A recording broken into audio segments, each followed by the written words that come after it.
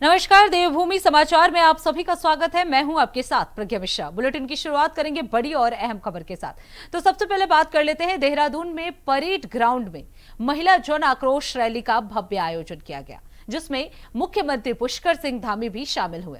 इस रैली में हजारों की संख्या में महिलाओं ने उत्साहपूर्वक भाग लिया और महिला शक्ति वंदन अधिनियम 33% आरक्षण के समर्थन में अपनी आवाज बुलंद की।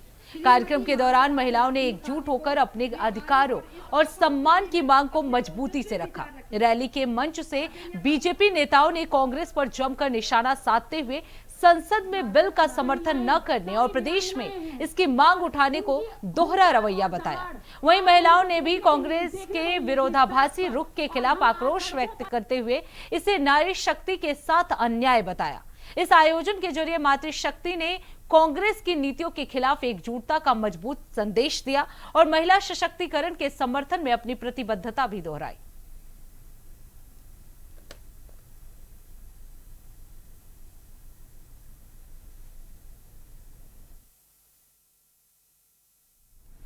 अब रुक कर लेते हैं अगली खबर की। महिला आरक्षण बिल संसद में गिरने के बाद देश भर में सियासत गरमाई हुई है और पक्ष विपक्ष के बीच आरोप प्रत्यारोप का दौर जो है वो तेज हो गया है। आपको बता दें, इसी मुद्दे पर राजनीति भी चरम पर हो गई है उत्तराखंड में। बीजेपी का आरोप है कि विपक्ष ने महिलाओं को उनके अधिकारों से वंचित किया है, जबकि कांग्रेस ने इसे बीजेपी का दुष्प्रचार बताया है। इसी बीच बीजेपी महिला मोर्चा ने 24 अप्रैल से 30 अप्रैल तक विरोध प्रदर्शन करने की रणनीति तैयार की है, जिसके तहत प्रदेश भर में विभिन्न कार्यक्रम आयोजित किए जाएंगे। बीजेपी महिला मोर्चा ने महा आक्रोश अभियान शुरू करते हुए विपक्ष के रुख को महिला विरोधी बताया। प्रदेश अध्यक्ष रुचि भट्ट और कैबिनेट मंत्री खजान दास ने विपक्ष पर गंभीर आरोप लगाए। वहीं कांग्रेस प्रवक्ता शिशपाल सिंह बिष्ट ने बीजेपी पर भ्रम फैलाने का आरोप लगाया है। कांग्रेस का कहना है कि जब 2023 में बिल पास हो चुका था तो उसे लागू क्यों नहीं किया गया। अब प्रदेश भर में बीजेपी महिलाओं के साथ जन आक्रोश रैलियां और प्रेस कॉन्फ्रेंस कर विपक्ष को घेरने की तैयारी में, जिससे आने वाले दिनों में यह मुद्दा और तूल पकड़ सकता है। भारतीय जनता पार्टी की महिलाओं का मुंह ही तब खुलता है जब पार्टी उनको इशारा करती है, और इस समय भारतीय जनता पार्टी महिला आरक्षण के नाम पर जिस तरीके का भ्रम पूरे देश में फैलाने का काम कर रही है, क्योंकि भाजपा का षड्यंत्र देश की लोकसभा के अंदर बेनकाब हो चुका है। कांग्रेस पार्टी और तमाम राजनीतिक दल कह रहे हैं कि जब महिला आरक्षण का विधेयक 2023 में ही विपक्ष ने सर्वसम्मति से पारित करा दिया है, तो आज तक उसे लागू क्यों नहीं किया जा रहा है। महिला अपराधों पर भाजपा की महिला नेत्रियों का मुंह नहीं खुलता है, वो सड़क पर कहीं नजर नहीं आती हैं, लेकिन भ्रम फैलाने के लिए भाजपा के इशारे पर वो अब निश्चित तौर पर कार्यक्रम भी आयोजित करेंगी, प्रदर्शन भी आयोजित करेंगी। लेकिन देश की और प्रदेश की जनता भाजपा के इस षड्यंत्र को अब भली भांति जान चुकी है, पहचान चुकी है, और देश की जनता, प्रदेश की जनता अब जानती है। या प्रिंट मीडिया, सोशल मीडिया के माध्यम से जो जानकारी प्राप्त हुई है, उसी के तहत ये जानकारी मुझे भी मिली है। किंतु विशेषकर इस विषय को लेकर के माननीय मुख्यमंत्री जी बता पाएंगे कि कब और कैसे करेंगे, तो ये सब आपको मालूम हो जाएगा। अब रुक कर लेते हैं अगली खबर के। मसूरी में चुनावी माहौल के बीच बीजेपी और कांग्रेस के बीच सियासी बयानबाजी तेज हो गई है। बीजेपी मंडल अध्यक्ष रजत अग्रवाल ने पत्रकार वार्ता में कांग्रेस नेता अनुज गुप्ता पर निशाना साधते हुए कैबिनेट मंत्री गणेश जोशी पर लगाए गए आरोपों को पूरी तरह से बेबुनियाद बताया। उन्होंने कहा, मंत्री के बयान को तोड़ मरोड़ कर पेश किया जा रहा है, जबकि ये कांग्रेस नेता अनुज गुप्ता के पुराने बयान के संदर्भ में था। बीजेपी मंडल मसूरी के अध्यक्ष रजत अग्रवाल ने 2011 और 12 के एक मामले का जिक्र करते हुए दावा किया कि उस समय भी गणेश जोशी ने सहयोग किया था। साथ ही उन्होंने अनुज गुप्ता के पालिका कार्यकाल में अनियमितताओं के आरोपों का हवाला देते हुए इसे राजनीतिक पब्लिसिटी करार दिया है। बीजेपी नेता ने कांग्रेस की सदस्यता दावों पर भी सवाल उठाए हैं और कहा, पार्टी को विपक्ष से कोई बड़ी चुनौती नहीं है। उन्होंने विपक्ष को चेतावनी दी कि बिना तथ्यों के आरोप लगाने से पहले सोचे, वरना बीजेपी करारा जवाब देगी।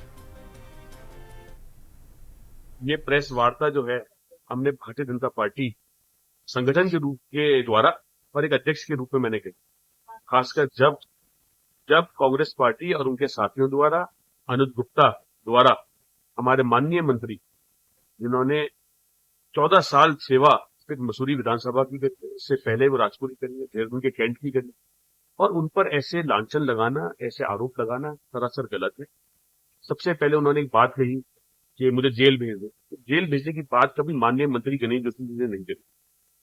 जेल भेजने का एक प्रस्ताव अनुज गुप्ता ने ही एक प्रेस की बैठक में रखा, जिसमें उन्होंने कहा कि अगर मैं गलत हूं तो मुझे जेल भेजा जाए। तो जब जेल भेजने वाली बात हुई और प्रेस के साथियों ने माननीय मंत्री जी से पूछा कि अनुज गुप्ता जी कह रहे हैं कि जेल भेजा जाए, तो माननीय मंत्री ने कहा अगर गलत करा होगा तो जेल जाएगा। तो मेरे ख्याल से एक सच्चा ईमानदार देश का सेवक, सरकार का एक देशभक्त मंत्री से अगर कोई ऐसी बात पूछेगा कि अगर कोई आदमी गलत करता है, मैं कल गलत करता हूं, मुझे आप जेल भेज दीजिए, मैं ये कह रहा हूं, तो उसी प्रारूप में माननीय मंत्री जी ने कहा।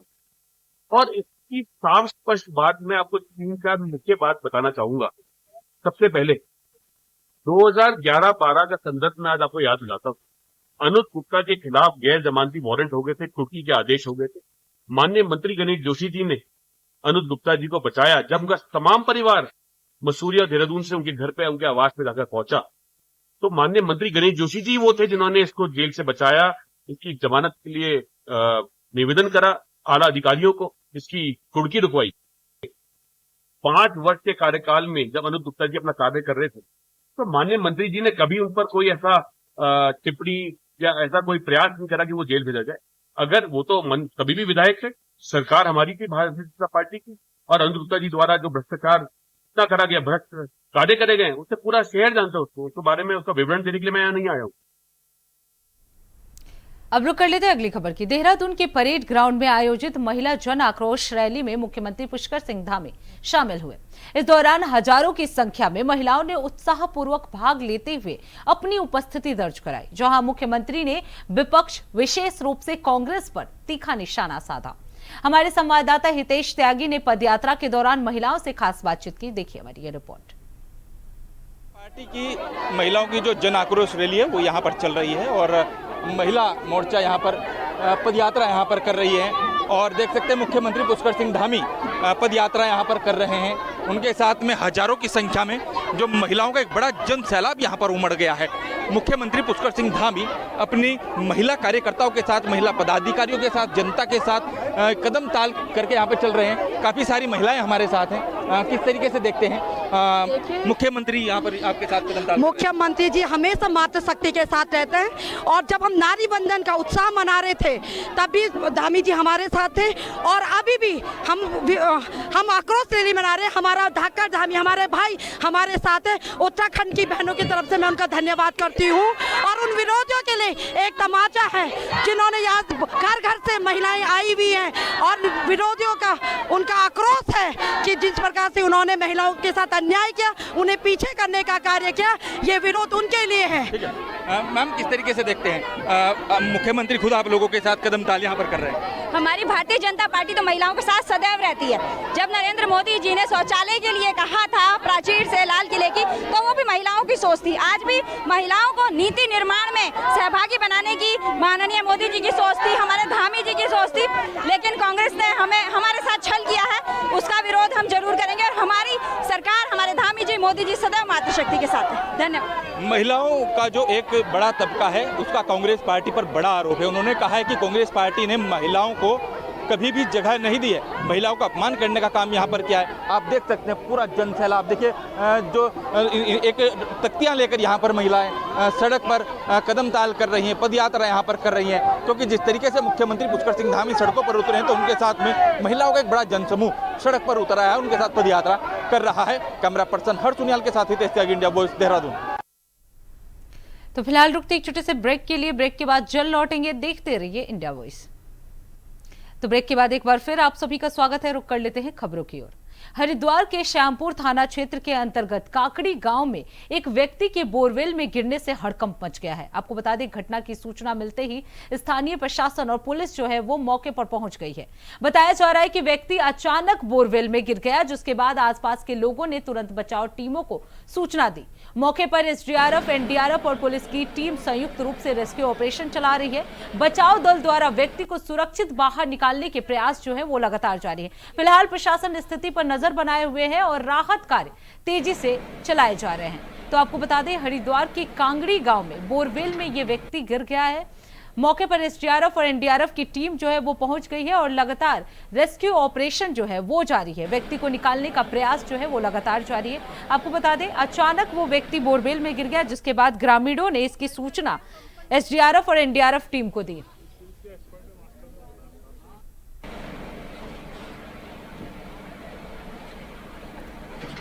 वही इस खबर पर हमारे संवाददाता ने जायजा लिया।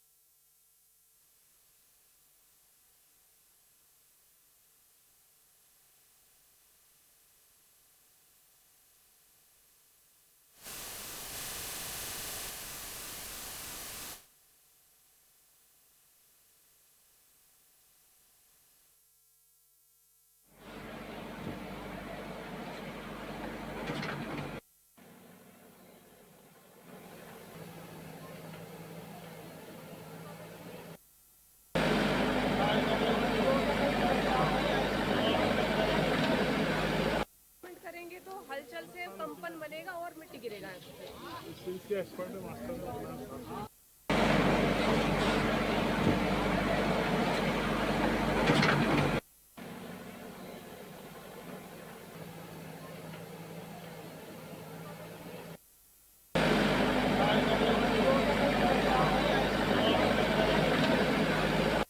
करेंगे तो हलचल से कंपन बनेगा और मिट्टी गिरेगा। चुके हैं विकास, अभी रेस्क्यू ऑपरेशन की क्या कुछ स्थिति है? रेस्क्यू लगातार अभी जारी है। हालांकि एक प्रयास जिस तरह से किया जा रहा था, क्योंकि जेसीबी लगाकर गड्ढे का जो ऊपर का मुंह है उसको चौड़ा किया जा रहा था, ताकि जो एनडीआरएफ या एसडीआरएफ की टीम है उसको नीचे उतार कर यहाँ पर उसका रेस्क्यू किया जा सके। लेकिन अभी उसमें थोड़ा सा रुकावट आई, जिसके बाद अब दूसरा प्रयास यहाँ पर किया जा रहा है। तो ऊपर की जो मिट्टी अभी इकट्ठी हुई थी उसको हटाया जा रहा है और उसके बाद दूसरा प्रयास यहाँ पर लगातार किया जा रहा है। कह सकते हैं कि 10:30 बजे से ये घटना है और उसके बाद करीब आधे घंटे तक ये एसडीआरएफ एनडीआरएफ की टीम यहाँ पर पहुंची है। उसके बाद से लगातार जो रेस्क्यू का काम है वो यहाँ पर जारी है। हालांकि क्योंकि लोकल ही जो व्यक्ति है वो लोकल ही यहाँ पर निवास करता था, जो परिवारजन है उनका रो रो कर बहुत बुरा हाल है। यहाँ पर काफी ग्रामीण लोग यहाँ पर एकत्र हैं, क्योंकि जिस तरह से लोकल स्थिति है और वहाँ पर हालांकि प्रयास लगातार जारी हैं। सभी यही उम्मीद लगाए बैठे हैं कि जो मनोहर है, जो जिस बोरवेल में फंसा है, वो सुरक्षित जरूर निकलेगा। हालांकि कितनी देर अभी इसमें लगेगी अभी कहना मुश्किल है, क्योंकि लगातार जिस तरह से प्रयास किए जा रहे थे कि उसके बावजूद जो साइड की मिट्टी है, डांग है, वो यहाँ पर लगातार उसके ऊपर यहाँ पर गिर रही थी। जो इसके साथ यहाँ पर काम कर रहा था उसका भी यही मानना है कि जिस तरह से वो यहाँ पर बोरवेल में जब वो पाइप लगाने का काम कर रहे थे तो उस दौरान ये घटना घटी है। तो अभी प्रयास जारी है लगातार। जी बिल्कुल, आपने बताया जिस तरीके से विकास चौहान के पाइप लगाने के दौरान ये घटना हुई। अगर रेस्क्यू ऑपरेशन की बात की जाए तो अब तक क्या कुछ चुनौतियां जो है वो सामने आ रही हैं और व्यक्ति कब तक सुरक्षित निकलेगा, इसकी कोई जानकारी? देखिए, जो प्रत्यक्षदर्शी है उसका ये कहना है क्योंकि 27 फुट का ये गड्ढा यहाँ पर किया गया था, जिसमें बोरवेल के यहाँ पर पाइप लगाना था। उसके पाइप लगाने के लिए यहाँ पर 20-20, 5-5 फुट पर जो इनके द्वारा पैड लगाए गए थे, उन पर काम यहाँ पर जारी था, जिसके चलते ही ये यहाँ पर जो टांग है वो साइड की गिरी है उनके ऊपर। उनका उसका बताना है कि इतने भी समय यहाँ पर नहीं मिल पाया कि उनकी आवाज वो लगा सकें। एकदम से ढांग उनके ऊपर गिरी है, जिसके बाद दूसरा जो व्यक्ति ऊपर था उसने आसपास के लोगों को सूचना दी, जिसके बाद स्थानीय पुलिस पहले मौके पर पहुंची और उसके बाद रेस्क्यू टीमें यहाँ पर पहुंची हैं। क्योंकि अगर हम बात करें जो परेशानियों की, तो लगातार जो साइड की जो मिट्टी है वो लगातार जेसीबी के बाद निकालने के दौरान भी वो बार बार उस नीचे गड्ढे में गिर रही है, जिसको बार बार जेसीबी के द्वारा भी हटाया जा रहा है। अब चूंकि ऊपर काफी मिट्टी इकट्ठी हो गई थी, तो अब थोड़ा काम रोककर फिर से जो साइड की मिट्टी है उसको हटाया गया है। अब दोबारा से उस जो गड्ढे का मुंह है उसको यहाँ पर बड़ा किया जाएगा, ताकि जो मैनुअली यहाँ पर नीचे उतरकर उसको निकालने के यहाँ पर काम शुरू किया जा सके। जी विकास, अगर बात की जाए टीम की, तो टीम ने अब तक क्या क्या किया है इस पूरे प्रोसेस में? देखिए, चूंकि जिस तरह से यहाँ पर सूचना मिलते ही एनडीआरएफ, एसडीआरएफ और मेडिकल टीम यहाँ पर एकदम मौके पर पहुंची है, स्थानीय पुलिस भी मौके पहुंची है। जो पूर्व विधायक है वो भी यहाँ पर पहले मौजूद थे, क्योंकि अभी लंबा काम है तो चलेगा, तो वो भी यहाँ पर हैं। और कह सकते हैं कि जिस तरह से सुबह से जो काम यहाँ पर किया जा रहा है वो फिलहाल जो बोरवेल यहाँ पर खोदा गया था 4x4 का, उसका मुंह चौड़ा करके नीचे तक पहुंचने का यहाँ पर रास्ता बनाया जा रहा है। क्योंकि अभी जिस तरह से जेसीबी से रास्ता अभी मिट्टी बनाई जा रही थी, जो उसके चलते यहाँ पर लगातार वो मिट्टी बार बार नीचे गिर रही थी, और ये भी खतरा लगातार बना हुआ था कि और ढांग और साइड की मिट्टी नीचे दोबारा ना गिर जाए, इसलिए बहुत संभल कर ये सारा काम यहाँ पर किया जा रहा है। हालांकि कुछ स्थानीय लोगों का ये भी मानना था कि जेसीबी के माध्यम से, क्योंकि जेसीबी का जो पंजा है वो छोटा है, उसके स्थान पर दूसरी बड़ी मशीन मंगाई नहीं चाहिए। लेकिन जिस तरह से एनडीआरएफ और यहाँ पर लगातार काम कर रही है, वो एक सूझबूझ के तहत यहाँ पर काम कर रही है, क्योंकि पहले उसका जो कुआं है उसका मुंह चौड़ा यहाँ पर करके किया जा रहा है, ताकि साइड की मिट्टी उस व्यक्ति के ऊपर और ना गिरे। क्या उम्मीद लगाई जा सकती है, कब तक व्यक्ति जो है वो बाहर आ सकता है टीम की तरफ से? अगर हम बात करें, अभी इसमें थोड़ा सा समय जरूर लगने की उम्मीद यहाँ पर लग रही है। हालांकि सभी लोग यही उम्मीद यहाँ पर लगाए हैं कि जो मनोहर है वो नीचे बिल्कुल यहाँ पर सुरक्षित होगा, और सभी दुआएं यहाँ पर यही कर रहे हैं कि वो बाहर सुरक्षित निकले, क्योंकि काफी लोगों की दुआएं यहाँ पर कह सकते हैं स्थानीय लोग हैं, परिजन हैं, और जो एनडीआरएफ, एसडीआरएफ और स्थानीय पुलिस लगातार लोकल स्तर पे अगर हम बात करें तो ग्रामीण खुद एनडीआरएफ के साथ यहाँ पर जुटकर काम यहाँ पर कर रहे हैं। तो कह सकते हैं कि सबकी दुआएं बिल्कुल है कि उम्मीद यही है कि वो विकास, अब देखना ये होगा कि कब तक ये रेस्क्यू ऑपरेशन जो है वो कंप्लीट होता है और व्यक्ति को सुरक्षित बोरवेल से बाहर निकाला जा सके। बहुत बहुत धन्यवाद विकास इस खबर पर विस्तार से जानकारी देने के लिए। अब रुक कर लेते हैं अगली खबर की। उत्तराखंड में जनगणना 2027 के पहले चरण की शुरुआत 25 अप्रैल से होने जा रही है, जिसके तहत मकान सूचीकरण और मकानों की गणना का कार्य 24 मई तक चलेगा। देहरादून में आयोजित प्रेस वार्ता में जनगणना निदेशक ईवा आशीष श्रीवास्तव ने बताया कि अब तक 62,000 से अधिक लोगों ने डिजिटल माध्यम से स्वगणना पूरी कर ली है। इस कार्य के लिए पूरे राज्य में 20,859 प्रगणन और 3,670 पर्यवेक्षक तैनात किए गए हैं, जिन्हें विशेष प्रशिक्षण दिया गया है। पूरे प्रदेश को 29,567 हाउस लिस्टिंग ब्लॉक में बांटकर डिजिटल मानचित्र तैयार किया जा रहा है। खास बात यह है कि इस बार जनगणना का ये चरण पूरी तरह से मोबाइल ऐप पर आधारित डिजिटल माध्यम से किया जाएगा। अधिकारियों ने प्रदेशवासियों से अपील की है कि प्रगणकों को सही जानकारी देकर सहयोग करें, ताकि ये महत्वपूर्ण अभियान सफलतापूर्वक पूरा किया जा सके।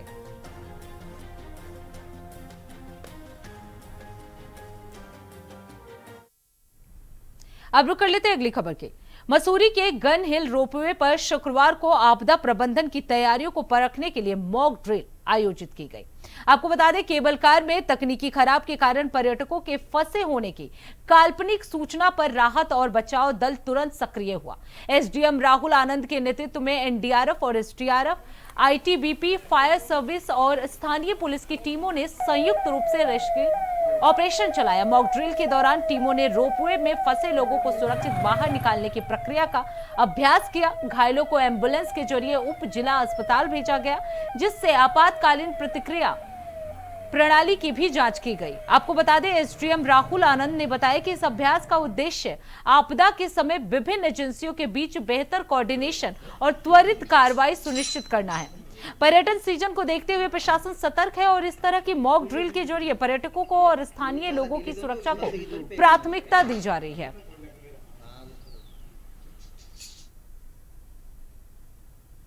अब रुक कर लेते हैं अगली खबर की। रामनगर के पीरूदारा क्षेत्र में कथित संदिग्ध गतिविधियों को लेकर बड़ा हंगामा देखने को मिला। आपको बता दें, ग्राम प्रधान ममता सनवाल के नेतृत्व में महिलाओं ने पुलिस चौकी का घेराव कर सख्त कार्रवाई की मांग की है। ग्रामीणों का आरोप है कि ग्राम दुल्हेपुरी के एक घर में लंबे समय से बाहरी युवक युवतियों का आना जाना है।